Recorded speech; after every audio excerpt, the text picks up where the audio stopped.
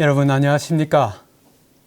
제가 지난 2016년 8월 13일부터 시작한 예수님의 생애 시리즈가 오늘로서 그 마지막을 하게 됨으로써 그 긴 생애 시리즈를 마치게 되었습니다.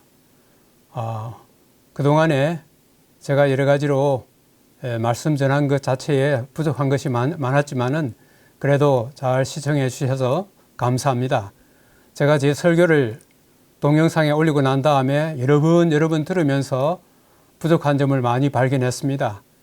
그럼에도 불구하고 중요한 메시지 자체에서는 잘 전달되었다고 생각하고 있습니다. 오늘은 그 마지막 순서로 복음조화 176번에서 179번까지에 이르는 것으로서 오늘 시리즈를 마치기 때문에 제목도 마침표를 찍음에 그렇게 잡아보았습니다. 오늘 말씀은 요한복음 20장 30절 31절입니다.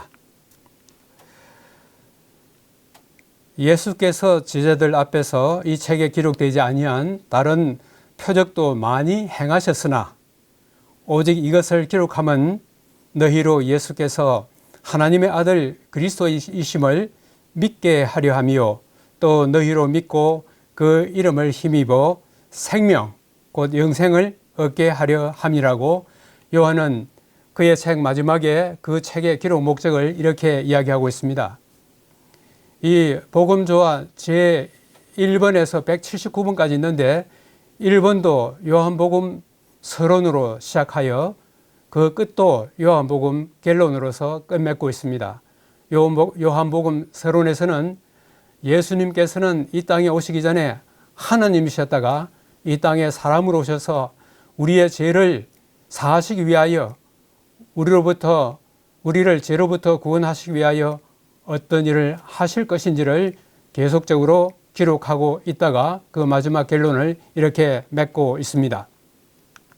이 말씀의 배경으로서는 그 후에 예수께서 디베랴 호수에서 또 제자들에게 자기를 나타내셨다 이렇게 말씀하고 있습니다.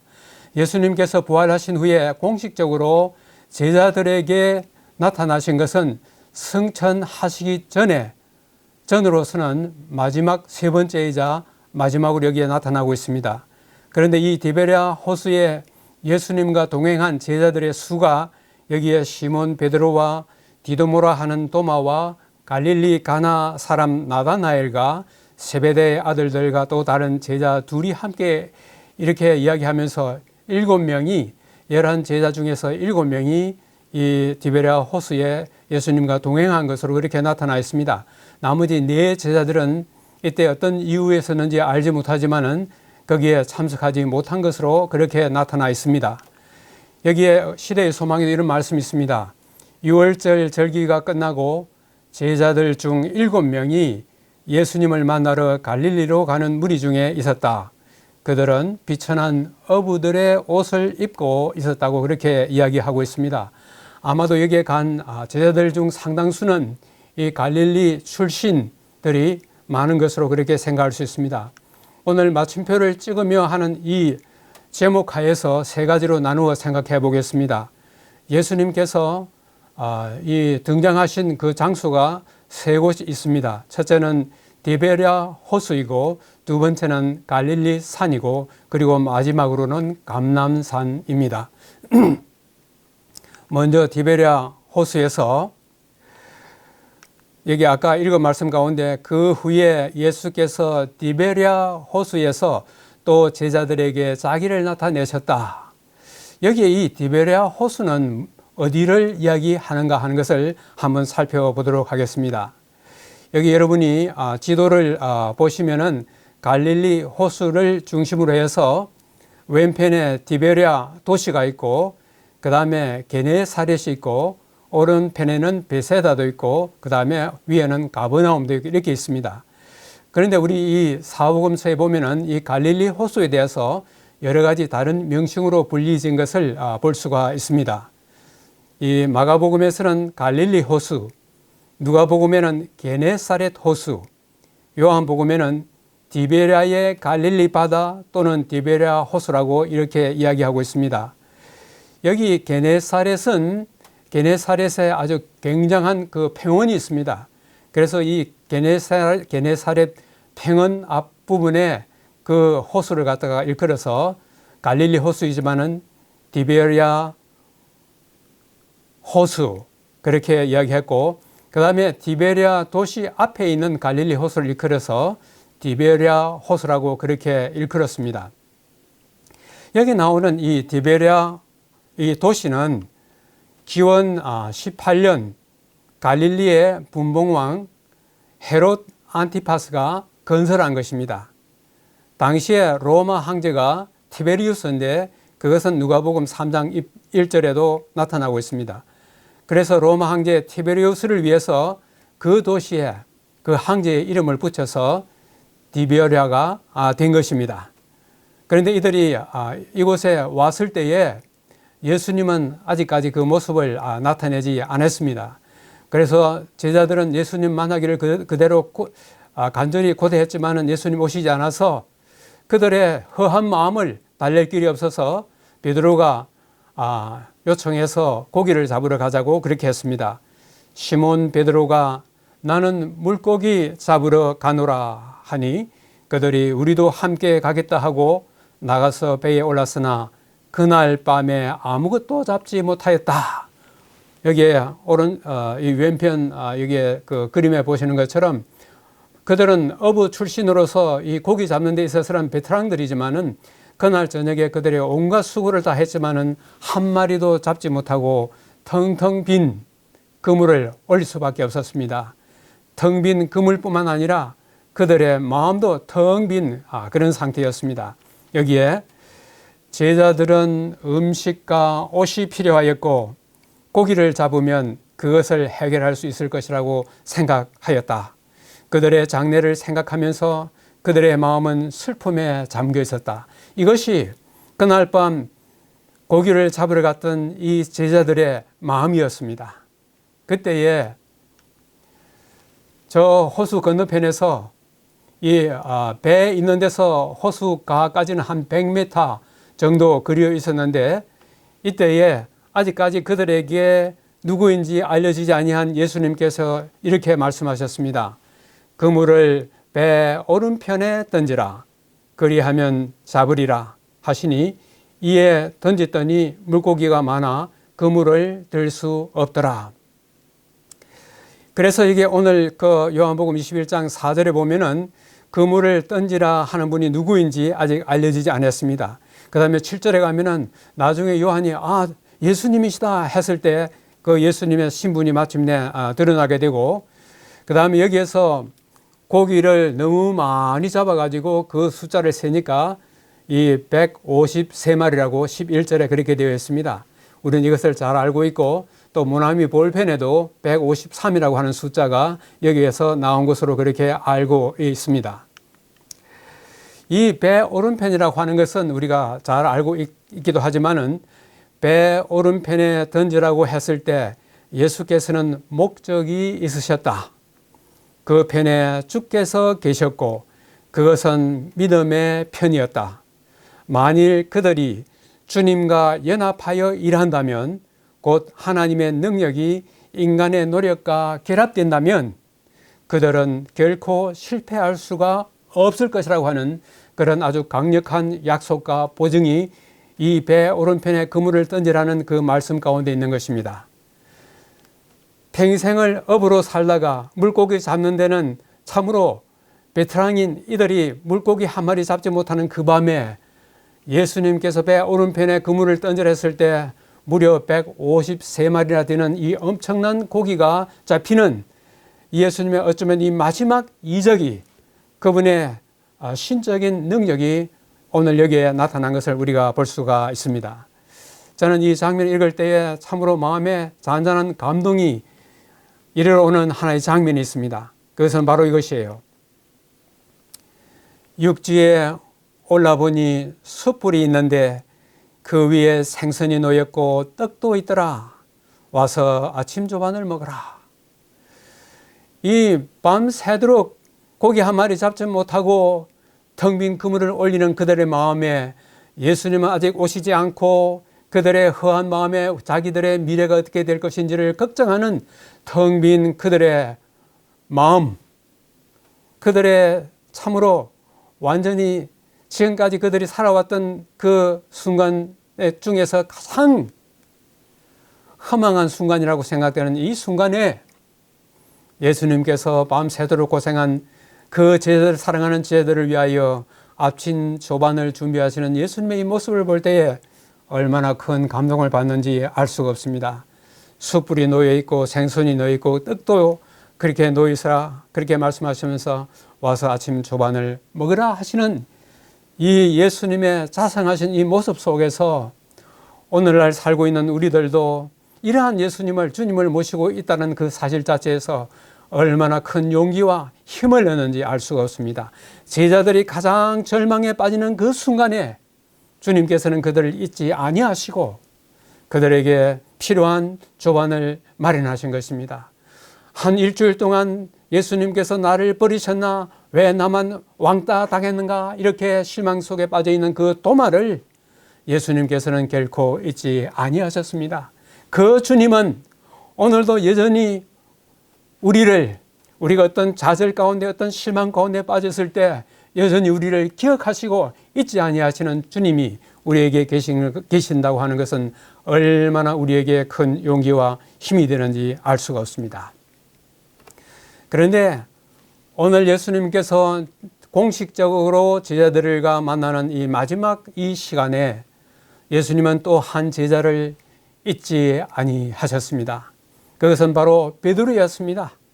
베드로가 예수님을 3번이나 부인했던, 그리하여 그의 동료들 앞에서 완전히 신뢰를 잃어버린 이 베드로의 그의 신뢰를 다시 회복할 그 순간을 주님께서는 잊지 아니한 것입니다. 이 식사를 하고 난 다음에 예수님께서는 베드로에게 이런 질문을 하셨습니다. 네가 이 사람들보다 나를 더 사랑하느냐? 예수님께서는 3번 네가 나를 사랑하느냐, 네가 나를 사랑하느냐 하느냐 이런 질문을 하셨습니다. 이런 질문을 예수님께서 하신 그 이유는 바로 이것입니다. 주께서는 베드로에게 그의 형제들의 신뢰를 회복할 수 있는 기회를 주셨다. 공개적으로 범한 죄는 공개적으로 회개가 이루어져야 한다. 그래서 주님께서는 그 동료들이 보는 그 앞에서 공개적으로 질문을 하셨습니다. 네가 이 사람들보다 더 나를 사랑하느냐? 그렇게 말씀을 하셨는데 왜 주님께서 이런 질문을 갖다가 하셨는지 베드로가 주님을 부인했던 그 사건으로 한번 돌아가 보도록 하겠습니다.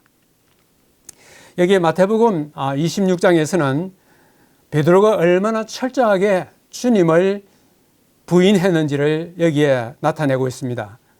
31절에 예수님께서 오늘 밤에 너희가 다 나를 버리라 그렇게 했을 때 33절에 베드로는 이렇게 이야기했습니다. 베드로가 대답하여 이르되 모두 주를 버릴지라도 나는 결코 버리지 않겠나이다. 여기에 나는 하는 것이 이 원문 속에 강조되어 있습니다. 거기다가 결코라는 말까지 붙여서 다른 사람은, 다른 제자들은 전부 다 주님을 버릴지라도 나는 결코 버리지 않겠다고 너무나 확고하게 이렇게 대답한 것입니다. 거기에 더하여 35절에는 내가 주와 함께 죽을지언정 주를 부인하지 않겠나이다.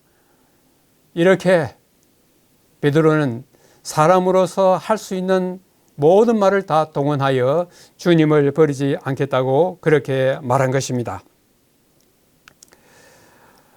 그런데 베드로가 예수님이 빌라도 법정에서 재판을 받을 때 그가 어떤 대답을 했습니까? 마태복음 26장 70절에 베드로가 모든 사람 앞에서 부인하여 가로되 나는 예수를 모른다 그랬습니다.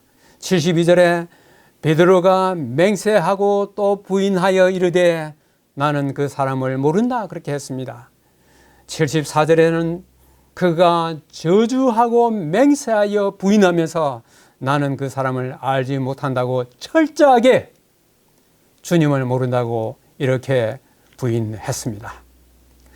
그래서 예수님께서 이 세 번의 부인한 것에 대하여 세 번의 질문을 통하여 그의 신뢰를 회복하고자 하신 것입니다. 베드로는 이렇게 대답했습니다. 그는 죽을지언정 주님을 결코 배반하지 않겠다고 그렇게 말했지만은 예수님을 부인하고 난 다음에 베드로의 태도에는 변화가 온 것입니다. 예수님께서 네가 네 다른 동료들보다 나를 더 사랑하느냐고 그렇게 이야기했을 때 베드로는 내가 주님을 사랑한다고 차마 말할 수가 없었습니다. 그래서 그는 내가 주님을 사랑하는 줄 주께서 아시나이다. 내가 주님을 사랑합니다. 그렇게 말하지 못하고 주께서 아시나이다. 두 번째 질문에도 그렇게 대답했고 세 번째 질문에도 그렇게 대답했습니다. 그런데 세 번째 예수님께서 네가 나를 사랑하느냐 했을 때에 베드로가 근심하여 가로되 내가 주를 사랑하는 줄 주께서 아시나이다 그랬습니다.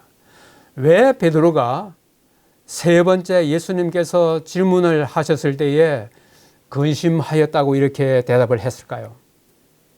물론 두 번도 아니고 세 번이나 질문을 하셨기 때문에 베드로가 근심했다고 말할 수 있지만은 그러나 우리가 이 질문의 내용을 원문을 한번 비교해 보면은 베드로의 근심 내용을 우리가 좀 알 수 있을 것입니다.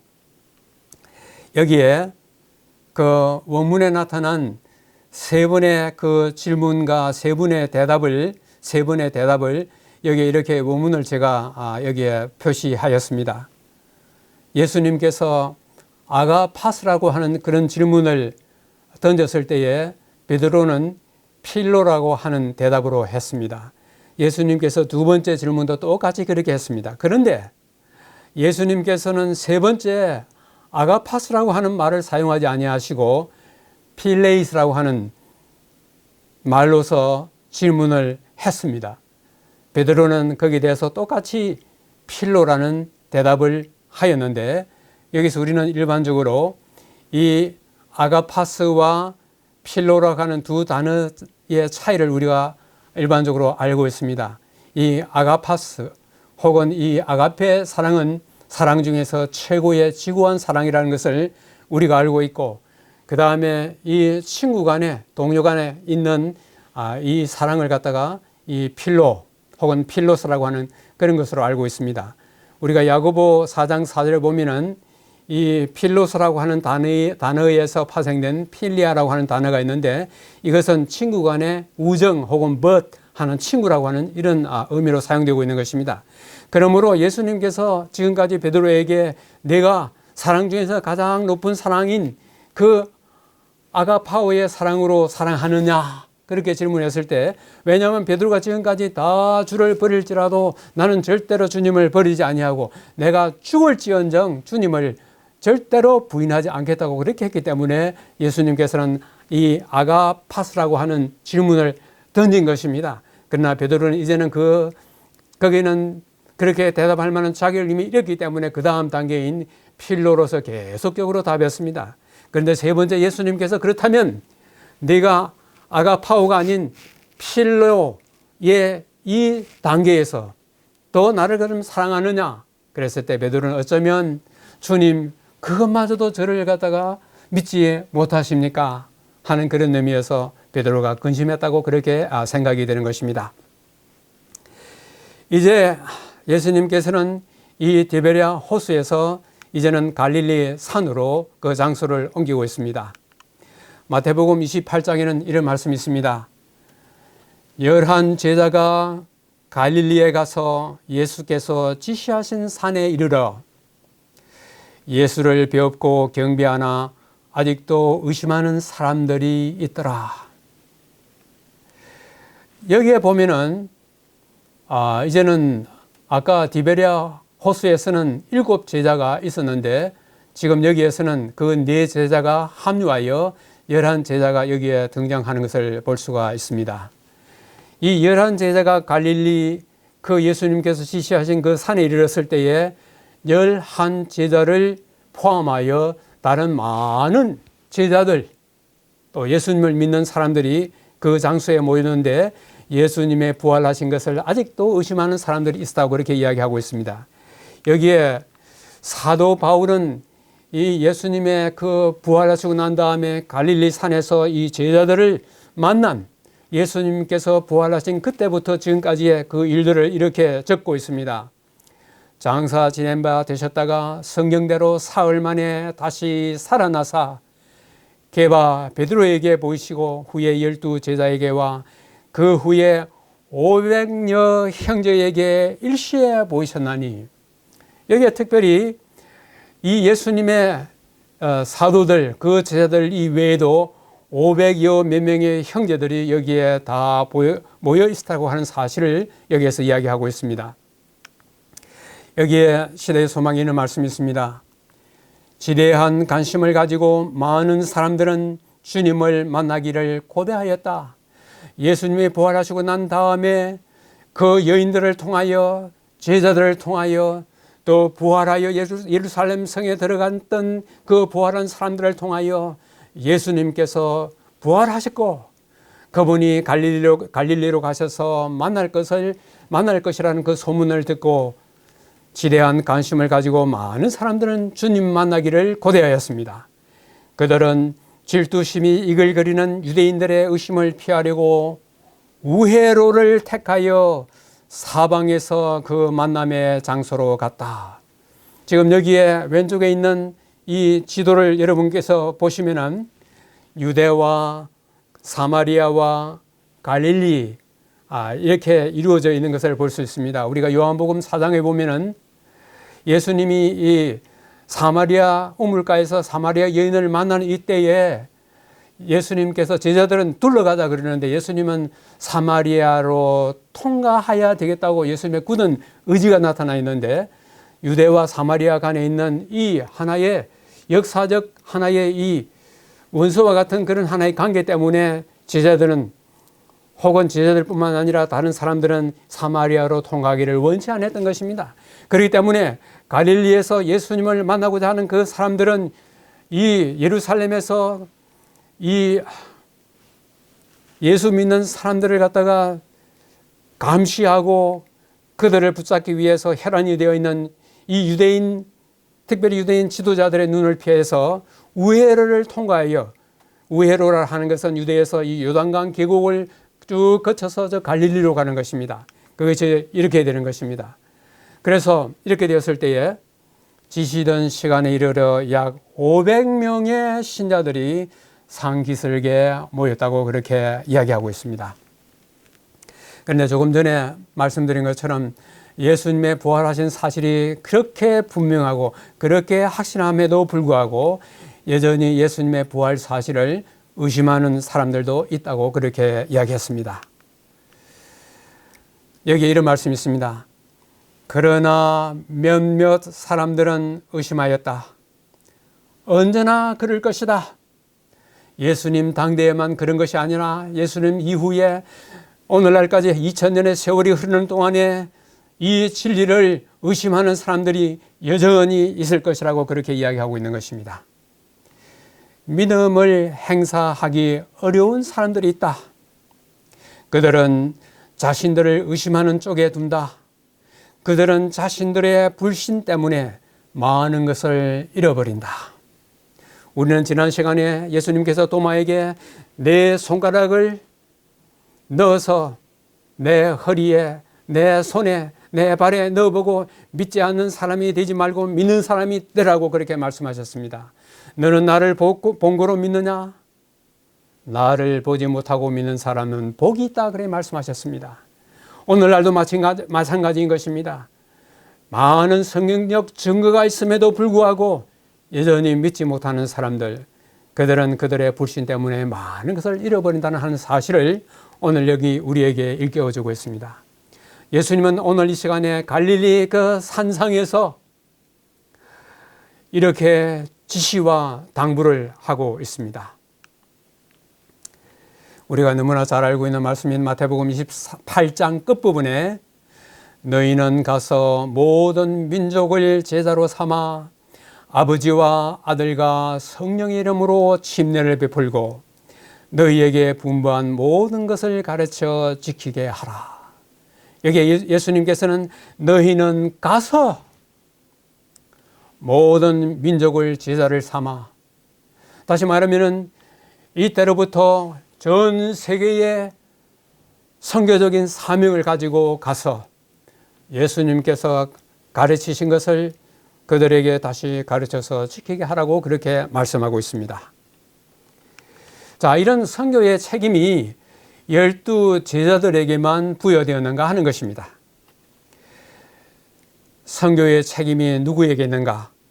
제자들에게 주신 그리스도의 지시에는 모든 신자들이 포함되어 있다.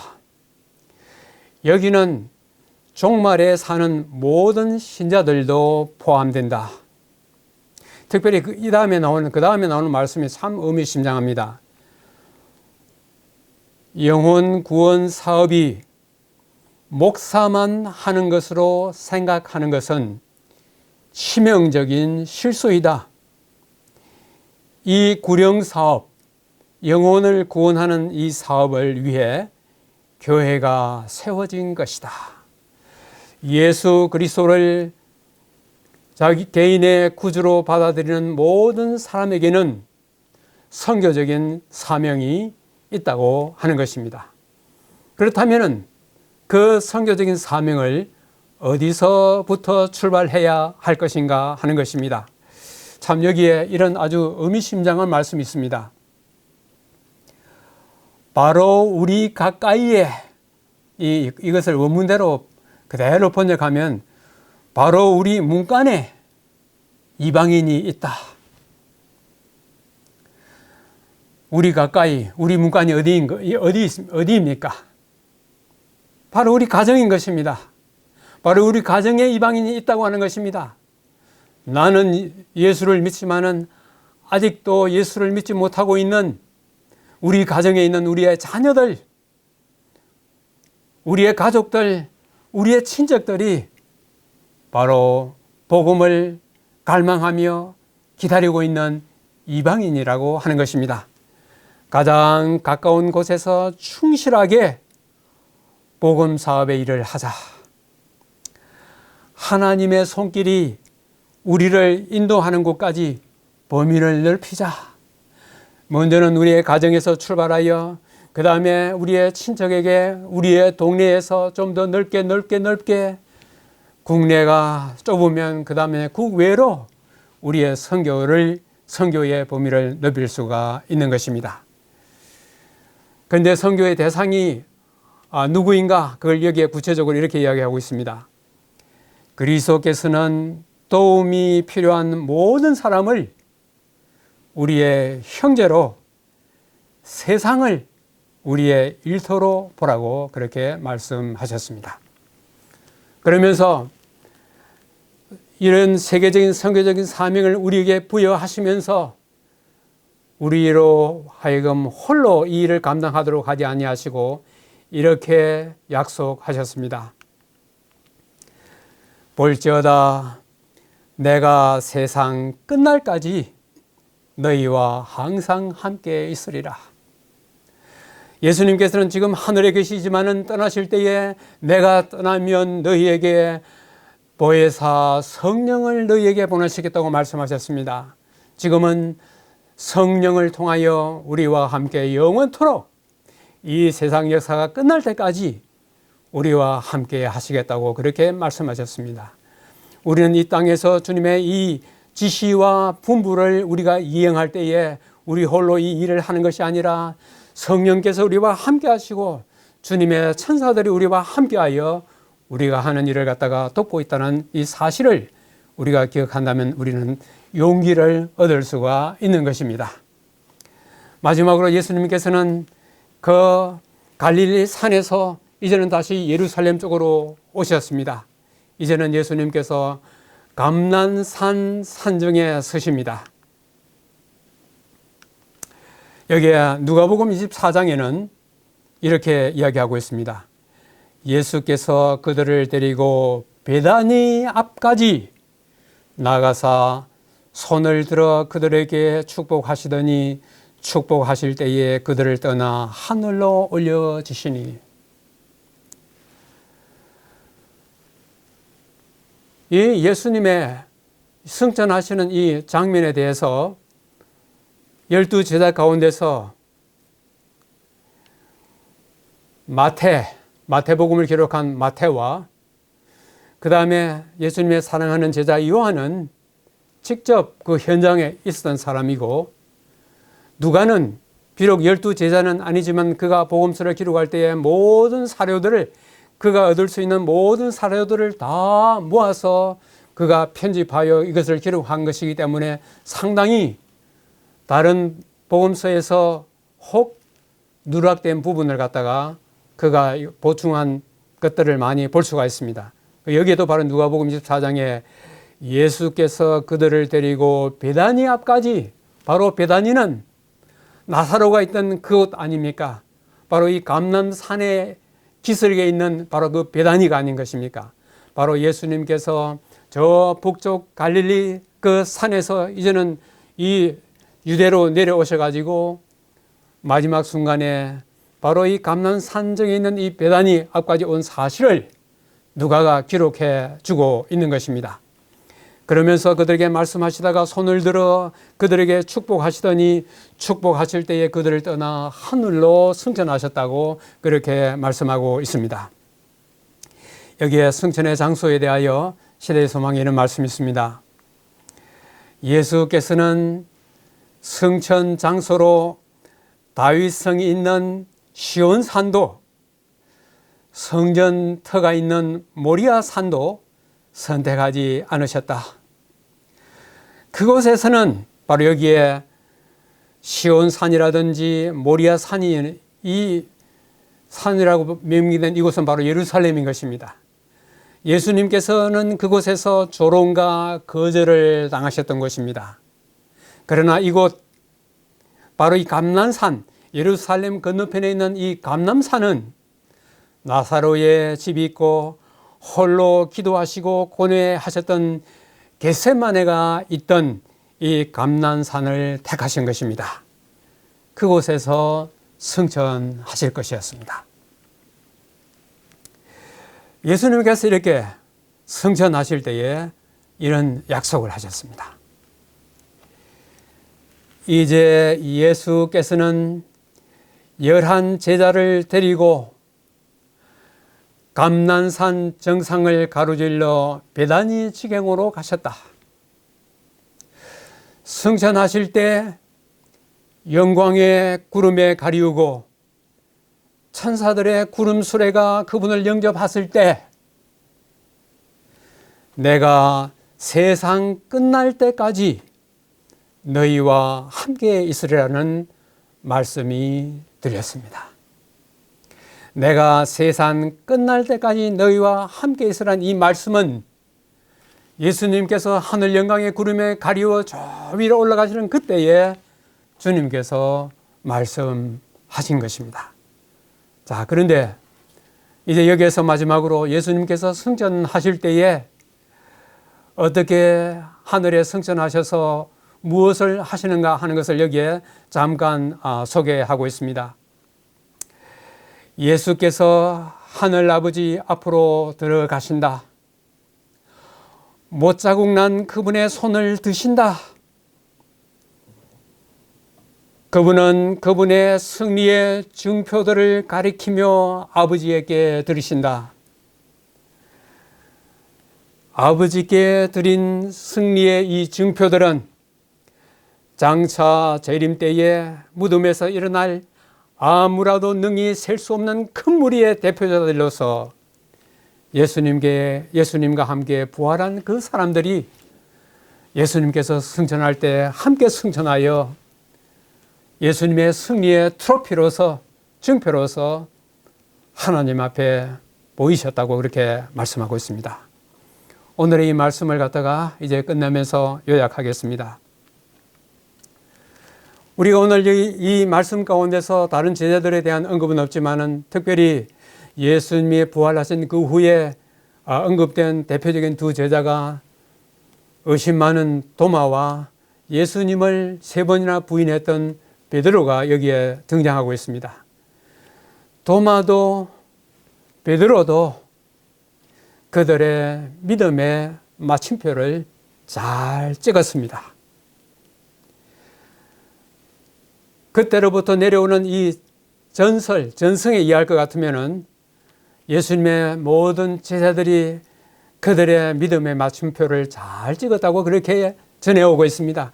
그들은 거의 대부분, 거의 다, 요한을 제외하고는 거의 다 다른 이 예루살렘 밖에서 유대나라 땅 그 밖에서 해외에서 복음을 전하다가 다 순교한 것으로 그렇게 알려져 있습니다. 특별히 도마는 인도에 가서 복음을 전하다가 순교한 것으로 알려져 있고, 베드로는 로마에서 자기는 주님과 같이 똑바로 십자가에서 달려 돌아갈 수 없다고 나를 갖다가 거꾸로 십자가에 못 박으라 그렇게 해서 베드로의 십자가로 하는 X자의 행위에 베드로의 십자가가 오늘날까지 우리에게 전해내려고 있습니다. 그들 도마와 베드로는 그들의 믿음의 마침표를 순교로서 그들을 끝내었지만은 오늘 여기에 요한복음이 말씀하시는 것처럼 오직 이것을 기록하면 너희로 예수께서 하나님의 아들 그리스도이심을 믿게 하려 함이며 또 너희로 믿고 그 이름을 힘입어 생명 곧 영생을 얻게 하려 함이라 한 것처럼 도마와 베드로를 비롯하여 예수님의 제자들과 믿음의 마침표를 다 잘 짓고 그들의 삶을 마감한 모든 사람들에게 오늘 요한이 결론으로 말씀하고 있는 것처럼 그들에게는 영생이 보장되어 있는 것입니다. 오늘의 질문을 이렇게 던집니다. 우리의 믿음의 초창기가 아무리 화려했다 해도 그 중간이 아무리 칭찬할 만했다 해도 그 마무리, 곧 마지막 마침표가 잘 찍히지 않으면 허사가 되고 말 것이 아닌가. 저는 오늘의 이 말씀을 마치면서 우리의 삶에 있어서 우리의 삶의 마지막 믿음의 마침표를 참으로 잘 찍어야 할 필요가 있다는 것을 오늘 이 말씀을 통해서 우리에게 던지는 하나의 질문을 던지면서 지난 한 만 4년에 걸쳐서 진행되었던 예수님의 생애의 시리즈를 이것으로서 오늘 마치게 되어서 매우 기쁩니다. 이 말씀을 마치면서 마지막 짧은 글을 소개하고 대단원의 막을 내리도록 하겠습니다. 오늘 제 글의 마지막 제목은 믿음의 마침표입니다. 디베랴 호수에서 일용할 양식을 공급하신 주님, 잘못한 제자를 회복하여 주신 주님, 갈릴리 산정에서 선교를 지시하신 주님, 감람 산정에서 다시 오시마 약속하신 주님, 나의 믿음의 마침표를 잘 찍도록 축복하소서.